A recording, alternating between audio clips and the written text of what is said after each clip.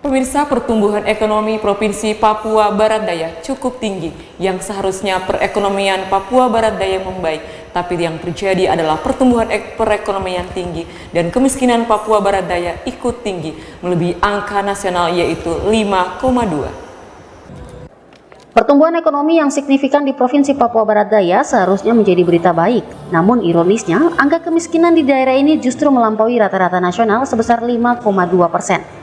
Menurut penjabat Gubernur Papua Barat Daya Muhammad Musaad, hal ini disebabkan oleh karakteristik unik ekonomi daerah tersebut.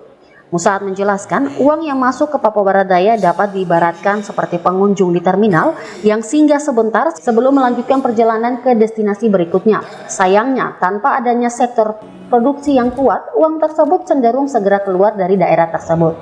Papua Barat Daya masih merupakan daerah konsumen, tidak memiliki daya tahan ekonomi yang memadai untuk mempertahankan uang yang masuk. Untuk mengatasi tantangan ini, diperlukan upaya serius untuk merancang kebijakan ekonomi yang mendorong diverifikasi dan pengembangan sektor produksi di Papua Barat Daya. Expo Papua Barat Daya di ACC menjadi momentum penting untuk membuka dialog dan merumuskan solusi bersama guna meningkatkan ketahanan ekonomi daerah ini. Pertumbuhan kita tinggi, tapi pengangguran kita juga tinggi. Ini tidak ada dalam ilmu ekonomi ini. Nah, ini nanti kata BI ini tahun ini. Biasanya pertumbuhan tinggi berarti pengangguran itu sedikit, ya, dan yang juga menjadi penting kemiskinan juga turun karena ada uang yang berputar di sini.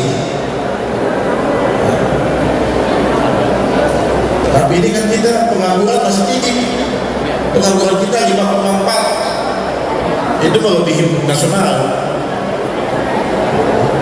Sudah besar 5,2 gitu, ya. Ini kan ada soal ini, Pak. Kenapa bisa begitu?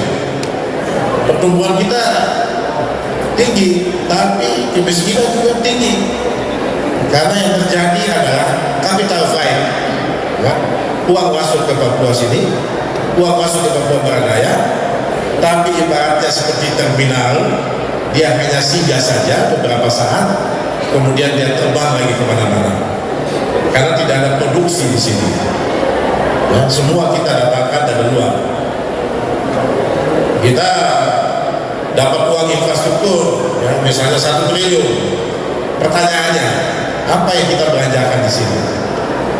Ya, semua kita beli di luar, di Makassar, di Surabaya, jadi uang kita pergi ke sana semua.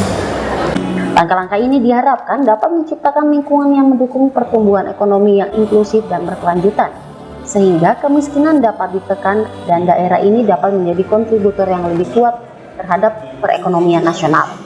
Semi Penjalang, CWN Channel. Ini tidak ada dalam ilmu ekonomi.